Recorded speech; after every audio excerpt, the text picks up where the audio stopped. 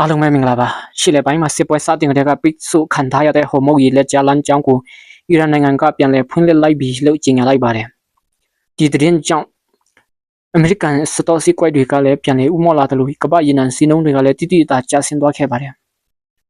ရေနံစိမ်းစီးနှုန်းဟာ73ရာခိုင်နှုန်းအထိထိုးကျသွားပြီးတစ်စီကို$86အထိရောက်ရှိခဲ့ပါတယ်ဒါဟာပြီးခဲ့တဲ့မလနောက်ပိုင်းအနေဆုံးစီးနှုန်းဖြစ်ပေမဲ့လည်းစစ်ပွဲမတိုင်ခင်ကအရှိန်ထက်တော့မြင့်မားနေဆဲပဲဖြစ်ပါတယ်ကျွမ်းကျင်သူတွေကတော့စစ်ပွဲတွေပြီးဆုံးသွားရင်တောင်ဒေသအတွင်းရေနံထုတ်လုပ်မှုနဲ့တန်းစင်မှုလုပ်ငန်းစဉ်တွေကိုပုံမှန်အတိုင်းပြန်လည်ပတ်နိုင်ဖို့အတွက်လပေါင်းများစွာ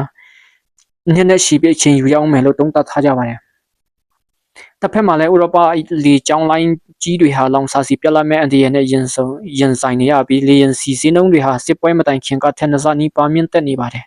။ဒါကြောင့်လည်းပဲ Delta Unitedအမေရိကန်အစရှိတဲ့အမေရိကန်လေကြောင်းလိုင်းကြီးတွေဟာခရီးဆောင်ဝန်ဆောင်ခတွေကိုစတင်တိုးမြင့်ကောက်ခံလာကြပါတယ်။လက်ရှိအမေရိကန်ရဲ့ပြတ်မြတ်ဓာတ်ဆီဈေးနှုန်းဟာတကလန်ကို$9.85ခန့်ရှိနေပြီးပြီးခဲ့တဲ့နှစ်အလားတူကာလ၌နိုင်ရှင်$1ခန့်ပုံမြင့်မားနေဆဲပဲဖြစ်ပါတယ်။အားလုံးကိုကျေးဇူးတင်ပါတယ်။